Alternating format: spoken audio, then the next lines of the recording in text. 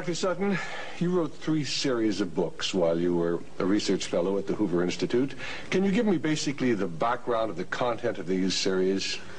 Yes, the series I wrote at the Hoover Institution at Stanford University concerned the transfers of Western technology to the Soviet Union, and essentially it comprised 3 individual books. Each book covers a period of time since 1917. And then you wrote a second series of books on Wall Street. Yes, these were trade books. In other words, they're not academic books. They're written for the general public. They concerned the build-up of the 3 types of socialism: Bolshevik socialism in Russia, what we might call welfare socialism in the United States, and Hitlerian or National Socialism. And each book examines the financing and the contributions made by Wall Street, by international bankers, to the development of that specific form of socialism.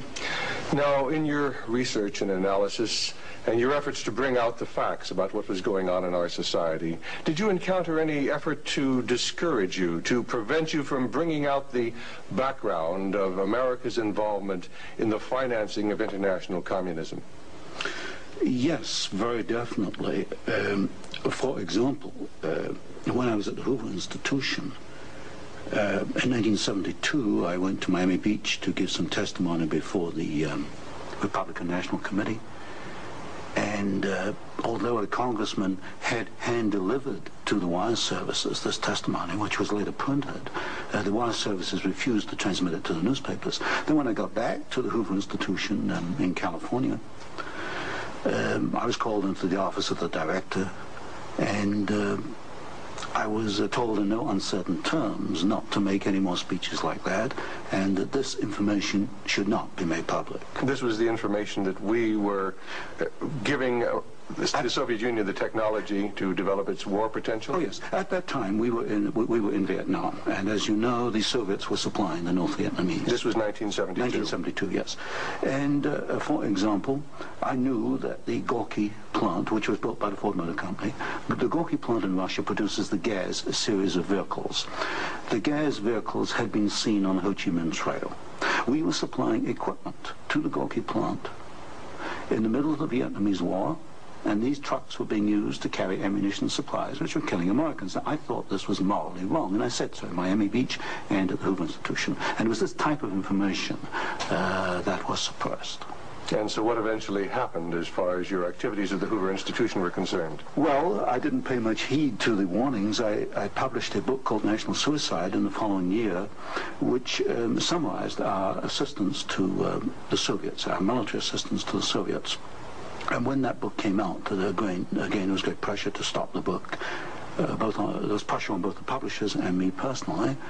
And I felt I couldn't take this, and a few years later I just left the Hoover Institution, and since 1975 I've been an independent author without any ties whatsoever.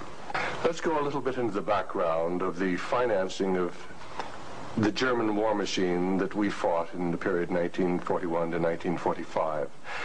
Could we start, first of all, with the original financing of Hitler between 1922 and 1923, when he was first making his effort to come into prominence in Germany? The original financing of Hitler, that's in the years 1922, came only partly from Germany. One of the most prominent Americans concerned with financing Hitler was Henry Ford. In fact, Henry Ford received a medal in 1938 for his assistance to the early Nazi Party. Then, of course, Hitler had his attempted push in 1923. He went to jail, and then would begin another era in the rise of Hitler. Right, and of course he eventually came to power in 1933 by the electoral process. What about the financing of Hitler's electoral activities in 1933? This I can trace. I have traced it very exactly. I discovered amongst the Nuremberg records a series of bank transfer slips to the Delbrück-Schickler Bank in Berlin to an account which was under the control of Rudolf Hess. And this was the fund that was used to finance Hitler's access to power in March 1973. And amongst the corporations that transferred money to Hitler, I find not only R.G. Farben, which is quite widely known, but also German General Electric, AEG, which is under the control of General Electric in the United States, or was at that time, and companies like Osram and... Now, what was the tie-in between Osram and General Electric? The tie-in was a share tie-in. International General Electric in the United States had controlling interest in German General Electric, and also through share interlocks, a controlling interest in Osram in Germany. So then we have Ford and we have General Electric helping to finance Adolf Hitler's rise to power. Were any other large American corporations involved? Very definitely. Standard Oil, through its technical association with IG Farben, for example, Germany could not have gone to war in 1939 without tetraethyl. You need tetraethyl to raise the octane value of aviation gasoline. Germany had no means of doing that. This was developed in the ethyl laboratories in the United States and transferred to the Germans. Standard Oil came up with the hydrogenation idea, which was very essential for Germany in the 1930s, because to raise the quality of its gasoline for aviation purposes. This was transferred to the Nazis. And ITT, for example, International Telephone and Telegraph, was very intimately associated with the Nazis through Dr. Schroeder, who was head of the ITT subsidiaries in Germany. And ITT controlled companies which made not only electrical instruments, but also the Focke-Wulf plant, which made airplanes, fighter airplanes. So what you're suggesting then is that American corporations were helping to finance the German industry that was building up the war potential? American corporations, only a few, not many, financed Hitler through their subsidiaries. They transferred technology. They transferred material assistance, for example, stocks of tetraethyl before the Germans could manufacture it under the joint manufacturing agreement with the United States. And also they financed this. For example, Standard Oil financed in 1933 the development of the gasoline industry in Germany, which was needed to fight World War II. And that's a very interesting point. Could you go a little bit into the background of where Germany got its oil to fight the Second World War? Because certainly Germany doesn't have oil resources. Germany does not have oil resources, that's true. It used in World War II synthetic oil, which it got from coal. And the basic technical processes for the development of oil from coal came from the United States, from essentially from the Standard Oil laboratories, which had this technical assistance agreement with IG Farben. And of course IG Farben contributed something like 60% of the explosives needed by the German Wehrmacht, probably about 40–50% of the gasoline needed by the Wehrmacht and by the German Air Force, the Luftwaffe. And was there a definite interlock between IG Farben and Standard Oil? The interlock was at the technical level, the exchange of patents. It was through a financial technical assistance agreement. There were other interlocks with the United States through a subsidiary, IG Farben, in the United States. But with Standard Oil, the interlocks at the technical and financial level. And is it a fact, it's been stated, that there were members of the board of directors of Standard Oil who were also on the board of directors of American IG Farben? Yes, Walter Teagle is one name that comes to mind. There were several directors. Was there an interlock with Ford between IG Farben and American IG Farben and the Ford Motor Company? Not that I can recall, not offhand. Not offhand. So basically what we're seeing then is American industry helping to provide the technology, helping to provide the finance, helping to provide the material that is going to allow Hitler to create his war machine. Yes, that is correct. That is correct. Now, in your book, Wall Street and the Rise of Hitler, you talked about the bombing patterns during the Second World War, and the fact that it was amazing that there were certain factories that were not bombed, whereas the majority of the German factories were decimated, German-owned factories. There were certain factories that tied into this interlock we've already alluded to, that for some strange reason seemed to escape the devastation of our saturation bombing. In World War II, the German electrical industry was or should have been a prime target for Western bombing. But in practice, the German General Electric plants were not bombed. Of the 10 major plants, not one was bombed, and a half a dozen others had trifling damage, broken windows, that kind of thing. So what we have here is a very interesting case of an industry which should have been bombed in World War II, but was not bombed, and yet we have American ownership, which raises a certain amount of suspicion as to why it was not bombed. But as far as the German-owned electrical companies, did they undergo a rather heavy bombing? I took a look at that. The Siemens plant, for example, they were bombed. There's no question. But the industry was not targeted as a general target. So Siemens, for example, was not bombed as heavily as, say, tank plants or aviation plants, that kind of thing. You mentioned the Ford plant in Cologne. Was this a prime military target? The Ford plant in Cologne should have been a prime military target. For example, the British Air Force, the Royal Air Force, did bomb the Ford plant at Poissy in France. But the Ford plant in Cologne, which was by far the largest Ford plant in Germany, was not bombed in World War II. But did our military planners intend to bomb it? In other words, was it on the aiming report? Well, I did look at the aiming reports for the plants in Cologne. Ford was known about. They knew that it was producing equipment for the Wehrmacht. But it was not bombed. It was scheduled as a target, but it was not bombed. So somewhere along the line, as far as the planning was concerned, the name of the Ford motor plant in Cologne was deleted, and yet the city of Cologne itself was totally decimated. The city of Cologne was decimated, as of course many other cities in Germany were decimated.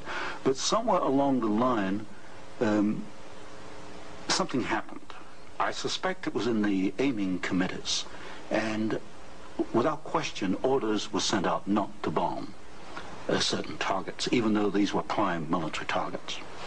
And that's rather reminiscent of some of the orders that went out during the Korean War, some of the orders that went out during the Vietnamese War to leave specific targets within the enemy's domain untouched by our strategic bombing. I understand that was so, although I've not investigated it.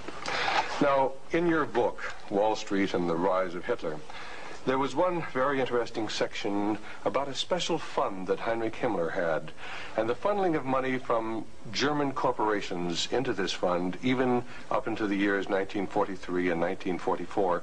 And many of these corporations had strong ties into the American corporations, into the American parent corporations.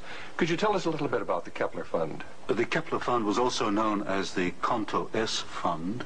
It was what we might call Heinrich Himmler's personal slush fund. He used it for his own personal projects. And what amazed me was both in 1933 and in 1944, the 2 years for which I examined the records, over half the funds came from American corporations. For example, in 1933, ITT, Standard Oil, General Electric, and possibly Osram were contributors. Even in 1944, in the middle of World War II, we find that ITT was funneling funds to Heinrich Himmler's fund through Schroeder, who was the chairman of the ITT subsidiaries in Germany. We also find that Depag, the Standard Oil subsidiary in Germany, was financing Heinrich Himmler, and this was in the middle of World War II. Now, were these facts ever brought out at the Nuremberg hearings? They were never brought out at the Nuremberg hearings, although the documents do exist within the files, within the records. They have not been published, as far as I know. And you actually had access to these records? Yes, there's some 400 tons of these records available, and many of them were at the Hoover Institution, or copies were at the Hoover Institution, and that's where I found the original documentation. I think it's a tragic part of our history when the American public doesn't realize the interplay then between great American corporations and the financing, the funding of the Nazi movement. Now, I wanted to talk just a little bit about the Nuremberg trials, because at the Nuremberg trials, the Nazis, the Nazi war criminals, the Nazi generals were held specifically guilty for what transpired. Were there any Americans involved? Were any Americans indicted? Were any Americans convicted as far as the financing of the Nazi war movement? Very definitely not. I looked at the criteria for what we might call war crimes under the Nuremberg Tribunal. And there's no question in my mind that certain Americans well fitted the criteria which required indictment and trial, but no Americans were ever brought to trial. Do you think there was any conscious effort to conceal this fact, both from the Nuremberg War Tribunal and from the American public? Well, there was a conscious effort in the fact that these businessmen were very prominent in stating in 1946 that they had no knowledge of what Hitler was doing, and yet they were intimately involved with the build-up with Hitler. I suspect that this was not published in the media at the time, although I've not checked that. But certainly the role of American corporations and American businessmen in aiding Hitler has not been published. Now, what about the actual financing? What about the loans from large American banks, from large British banks, to Hitler's government in that period between 1933 and 1939, when Hitler was preparing for war? Well, you've got to go back a little earlier and look at what are known as the Young loans, which were very important because I think they brought about the economic collapse of Germany in 1933. That was the Young plan. This was Owen Young, who was, of course, chairman of General Electric. Here we got a man who actually made the loans as an officer of the United States government, which brought about the collapse of Germany in 1933, enabling Hitler to take over. And then subsequent to 1933, you get a series of loans. A very good one is Standard Oil, which loaned several $1 million, at least, to Germany to build up its aviation gasoline facilities. And there are other examples. Fine.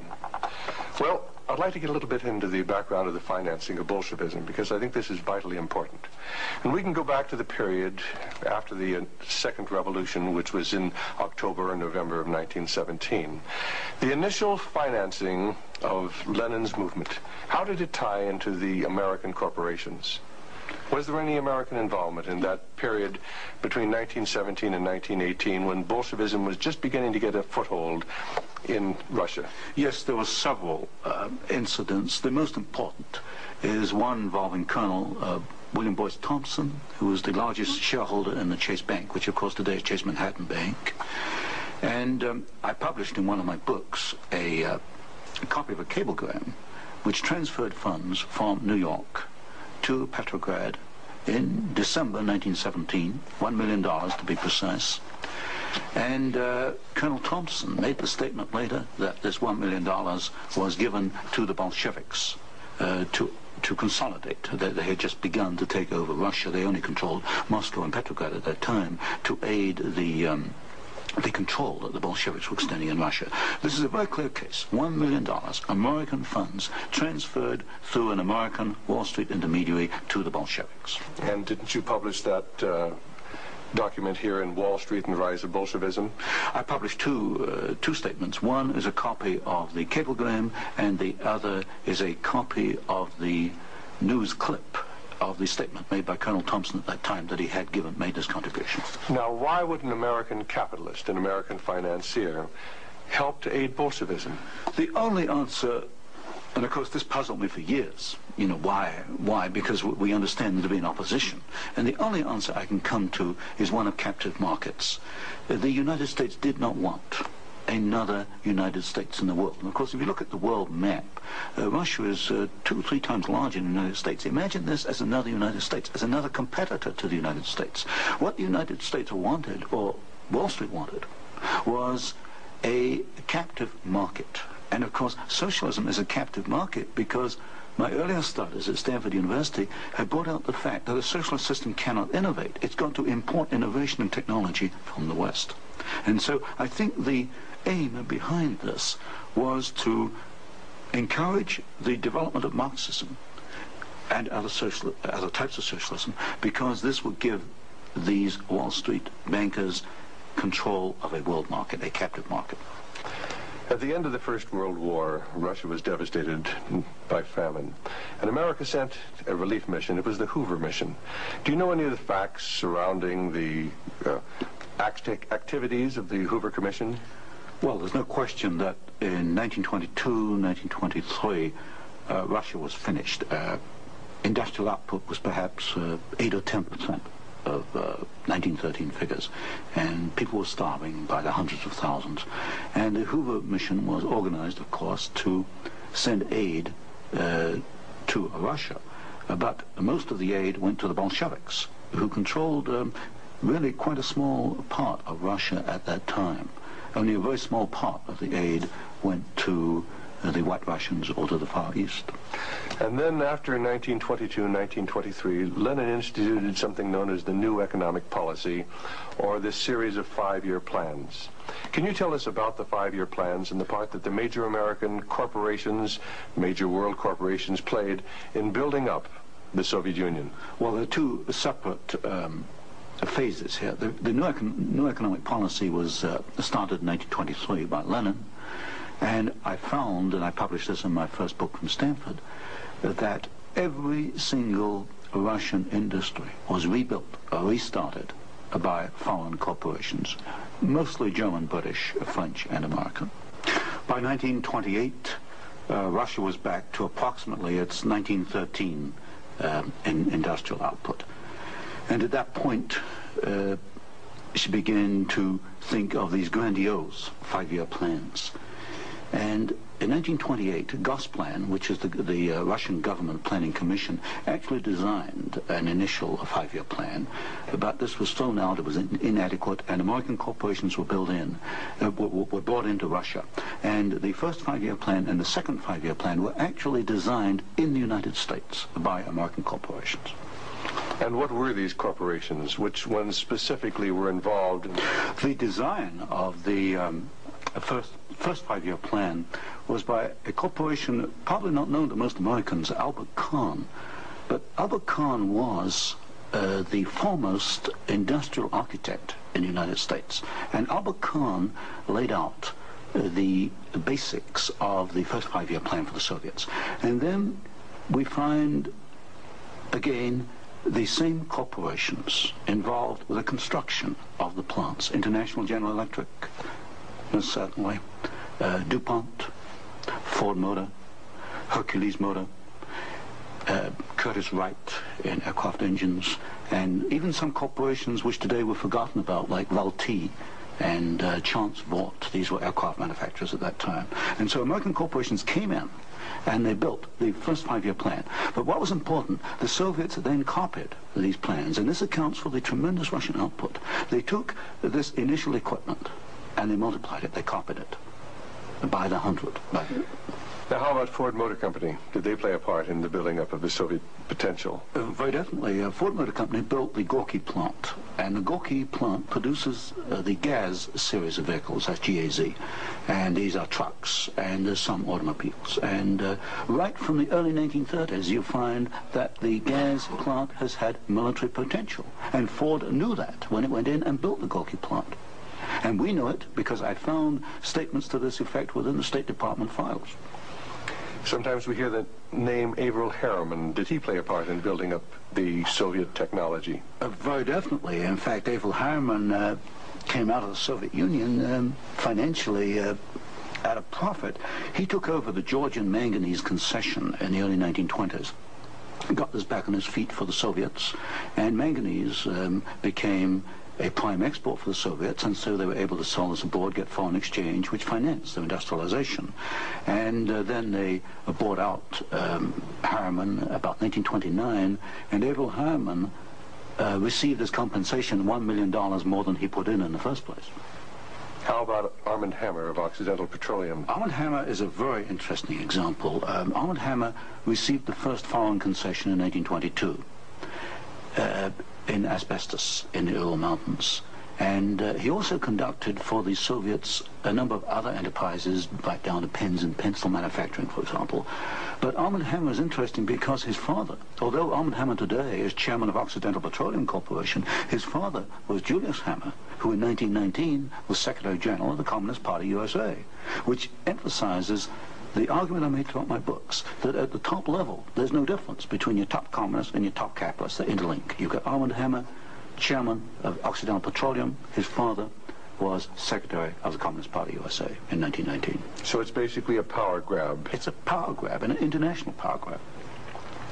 Now, during the Second World War, why, Russia was pretty well decimated once again by German forces.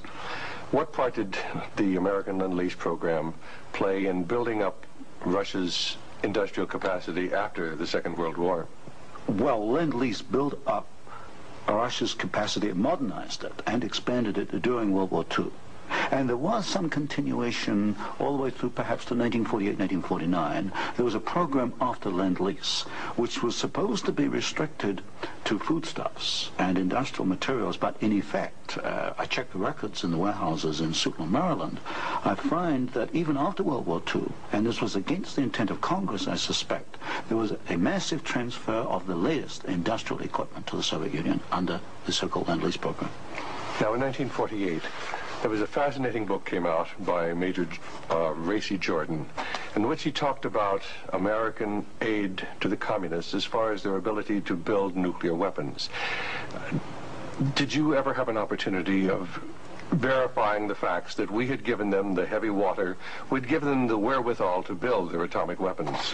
Well, as part of the work I was doing at Stanford, I did investigate the shipping documents for Lend-Lease, and I took a sample of these documents and I checked them against Major Jordan.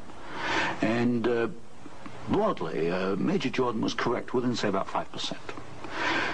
And Major Jordan, of course, made the charge that we had shipped materials to the Soviets, 1944, 1945, which were later used in their atomic program. There is no doubt he is correct. We shipped heavy water, which is essential, but we shipped other items which are perhaps less obvious to the layman. We shipped, for example, aluminum tubes, and aluminum tubes are essential for atomic energy development. We shipped graphite, and graphite is another essential component. So generally, as far as I could check, and I checked the original government Lend-Lease document, General Major Jordan was correct.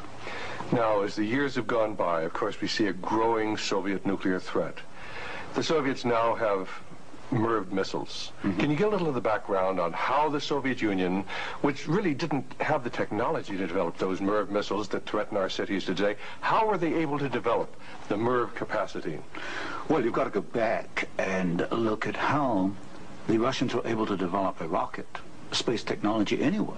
What they did after World War II was American forces were held back for a while the Soviets occupied East Germany. They stripped East Germany. They took back the latest of the V-2 rocket technology from Peenemünde and other places. And the V-2 became the basis of the Russian space technology. Now, if you skip the intervening years, you will find when you come to the early 1970s that the Russians did not have the capability to MIRV their missiles. And in particular, they lacked the ability to produce the very precision, micro-miniature ball bearings that are needed for the control systems.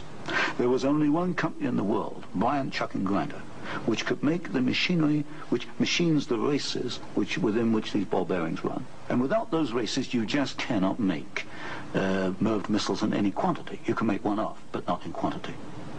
Bryant, Chuck and Grinder was allowed to ship to the Soviet Union 45 of these machines at a time when we only had 33 in the United States. But wasn't there any objection to doing this? I objected at Miami Beach in 1972.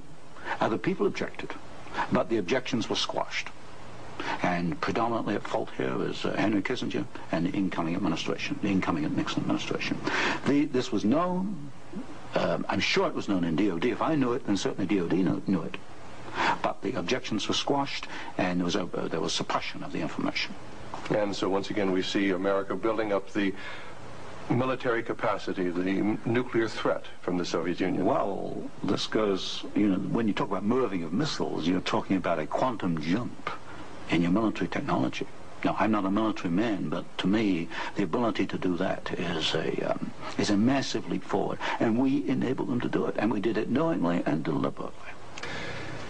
During the Vietnamese War, the Soviet Union and the Eastern European satellites were the primary suppliers of war materials to the North Vietnamese who were killing American boys in South Vietnam.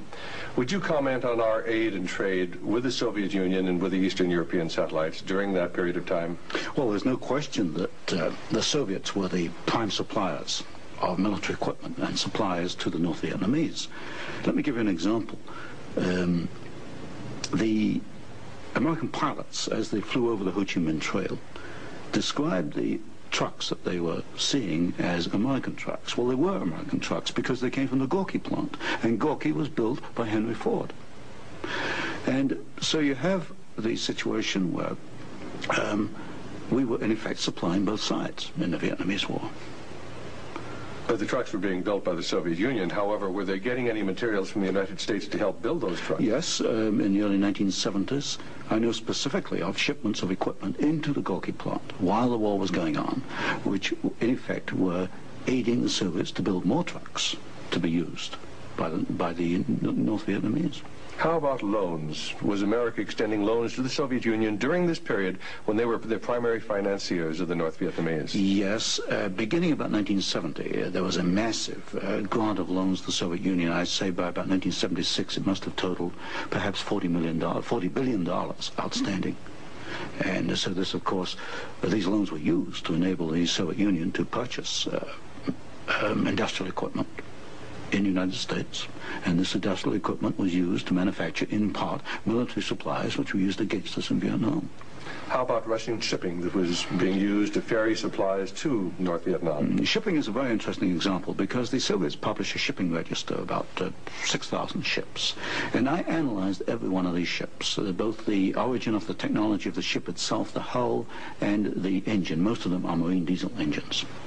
And I find that 60% of the Soviet merchant marine, which of course has military usefulness, 60% was built aboard.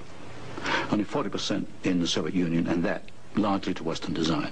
But when you come to marine diesel engines, you find something really fascinating. You find that 80% of the marine diesel engines in Soviet merchant ships are Western engines, Burmeister and Wain of Copenhagen, Sulzer of Switzerland, Fiat of Italy, because that name has come up before. But the other 20% of marine diesel engines built in the Soviet Union are built to Western design under technical assistance contracts from Sulzer and Burmeister and Wain. So in effect, there could be no Soviet merchant marine without assistance from the West. How about the building of the Kama River plant? Kama River was built in the late 1960s, early 1970s. The basic design contract was let to the Italian firm of Fiat. Giovanni Agnelli is the chairman of the board. And this is important because Agnelli is tied in with Chase Manhattan Bank. He's on the International Advisory Committee of Chase Manhattan. What caught my attention was that Fiat does not manufacture automobile manufacturing equipment. All the Fiat plants in Italy contain American equipment. And what I found was that the equipment was coming, perhaps about 60-70% of it, from the United States, from major automobile equipment suppliers in the United States. I think it was known as the Fiat plant as a cover to perhaps divert attention from the fact that during the Vietnamese War, we were building the largest plant in the world. It covers 36 square miles. We were building for the Soviets, with American equipment, the largest plant in the world. And so it was called the Italian Fiat plant, and I think this was a blind. And so they were building their trucks and armored personnel carriers and other things that could be used then for warfare in South Vietnam? We knew that the Kama plant had military potential. In 1972, I wrote it in National Suicide. I said as much in Miami Beach in 1972. This plant has military potential. It can produce military vehicles. We knew it. And of course today in Afghanistan we find that the Kama vehicles that are there in Afghanistan today from the Kama plant built by American and Italian companies.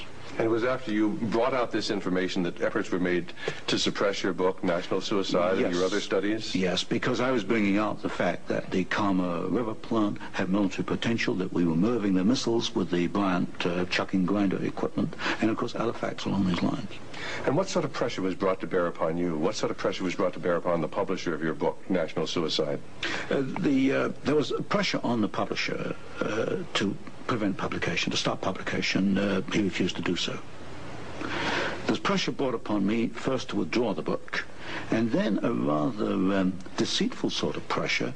It was claimed at the Hoover Institution that I had plagiarized Volume 3 of my Western Technology series, which was being published by Stanford University. Well, firstly, I challenged them to point out the plagiarization, and nobody could find even two sentences that matched up. But then I pointed out that I cannot plagiarize my own work. I hold the copyright on both books, and nowhere in the world can I plagiarize myself. That's a logical impossibility. And then gradually it built up over the following years that my research was perhaps going a little out of what was perhaps required, or welcome would be a better word, and it should be confined within more narrow boundaries. And at that point in 1975 I left the Hoover Institution, and since then I've become an independent author, and I can publish what I want to publish. Do you know of any other instances where efforts were made to suppress publication of books through the Hoover Institute? I know one example, one I was personally aware of, and that was Julius Epstein's book on Operation Keelhaul, which is a very important book on the treatment of Russian prisoners of war in Germany after World War II. This book was in manuscript for several years, and he was not allowed to publish it. I heard that firsthand from Julius. Right, and eventually it was, of course, brought out. It was at a later point. Now, another example I can give is my own Western Technology series. The third volume of that was held in galleys for 1 year. Now, it costs a lot of money to hold a book in galleys, because when a book is in galleys, you want to get it out on the market to start recouping your investment. That book was held in galleys for 1 year because it was not politically wise or acceptable to publish it at that time, even though it was an academic book. Now, you've done some fascinating studies on the Trilateral Commission. Can you tell us about the Trilateral Commission? The Trilateral Commission is a private organization founded by David Rockefeller in 1973. It was essentially financed by Rockefeller and some of the foundations, Kettering Foundation, Danforth Foundation, Ford Foundation. Ford Foundation was a very major contributor. And the stated objective is to encourage discussion amongst what they call the trilateral regions. I should point out that of the 300 members, 1/3 come from the United States, 1/3 from Japan, and 1/3 from Europe.